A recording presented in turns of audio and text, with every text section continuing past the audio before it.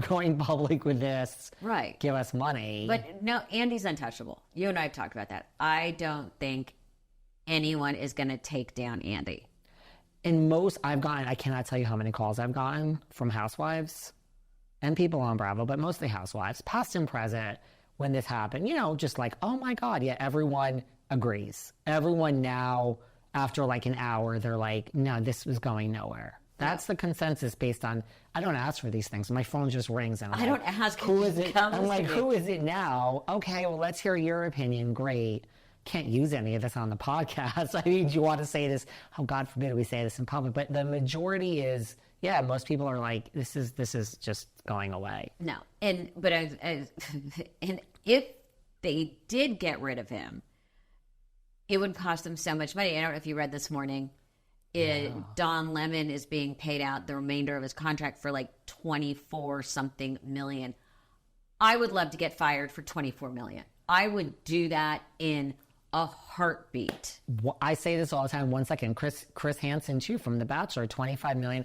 I see Don Lemon, he's Friday night in Bridgehampton. Almond is gay night. I don't know if you know this. You haven't been in the Hamptons in a long time. I see Don Lemon and Andy, but I see Don Lemon every Friday night. He is living his best life in the Hamptons all summer with his husband.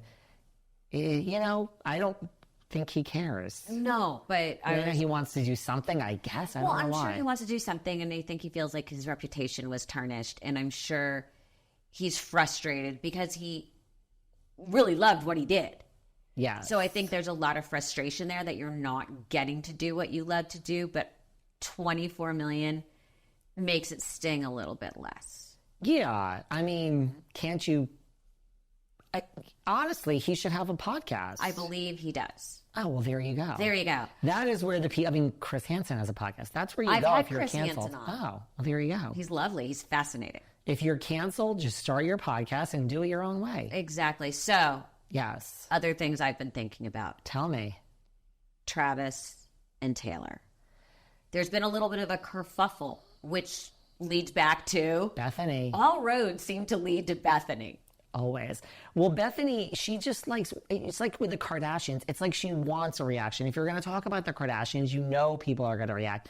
Yeah, she's been talking a lot about Travis and Taylor, just saying it's all because of the Super Bowl when he stood up to that ref. I know you know the ref's name. No, he stood up, he yelled at his coach. Oh, coach. Andy Reid, and I don't know if the shoulder bump was intentional, but he went off.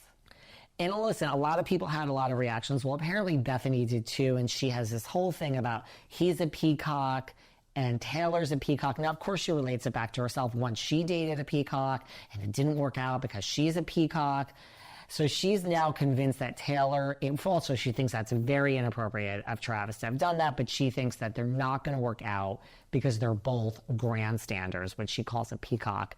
And his father basically said, like, who the fuck is this troll? I was like no clue who Bethenny Frankel was at all, which is maybe the biggest insult. And it's kind of funny he's calling her a troll. Yeah. And that's kind of funny. But, okay, need to unpack this a little bit. Yes. What Travis did with Andy Reid at the Super Bowl was completely wrong. Should he have screamed in Andy Reid's face? 100%. Absolutely not. Should be fined. Should be benched by the team. So beyond inappropriate, but it's the Super Bowl. Emotions so they keep him in. But I have to say, my son's an athlete. And here is this, I'm not going to say he's ever mild-mannered, but here's this kid who's sweet and funny, and he gets on the field, and I don't recognize the person. And the same goes with his friends. So to judge someone's full-on personality by their actions on the field when you're a professional and in the Super Bowl is a little harsh that you characterize them completely that way. I could see that, yeah. But in the meantime, which I didn't see and I'm just hearing about, was this big TMZ investigates Travis's past. Yeah, I mean, You gotta love Harvey Levin. Like, God they bless see him. what could get to the clicks. I mean, I know, like, my friend Patty Stanger was on it. I think they are talking about, like, his relationship history and his his ex-girlfriend is, I mean, they were together, I know, 5 years, but she talks a lot to the media. Like, which she wouldn't be if he wasn't with Taylor Swift, right? Like, that's why we're so interested. Well, that's why we're so interested. Would she have talked because his profile was coming up anyway? Probably. And one of the things she talks about is he cheated. And like I said, a professional athlete accused of cheating is not a big story. I mean, not to make a bad joke, but call Chloe. Yeah. Call Chloe. Call Chloe. Just She will leave it tell at you that. all about it. Yeah. So I'm not sure. But, you know, and then someone said that Dr. Phil is on it. I don't know how. I mean, yeah. I mean, at one point you want to say, guys, leave them alone. Now, they're also both flaunting their relationship in front of everybody. And I think that's why a lot of people thought it was fake, because she's never behaved that way. But I think she's in love. You do. I think she's living out her teenage dream. Remember, she wasn't popular in high school. She's the head cheerleader. He's the quarterback. I personally think that Taylor is living out her high school fantasy. She was working all the way through high school. She wasn't popular. She's now the head cheerleader. He's the famous football player. It's clearly a lot of chemistry going on there. And that's why I think she's so open. I think it's probably everything she ever dreamed or thought she wanted is happening. You think this is it?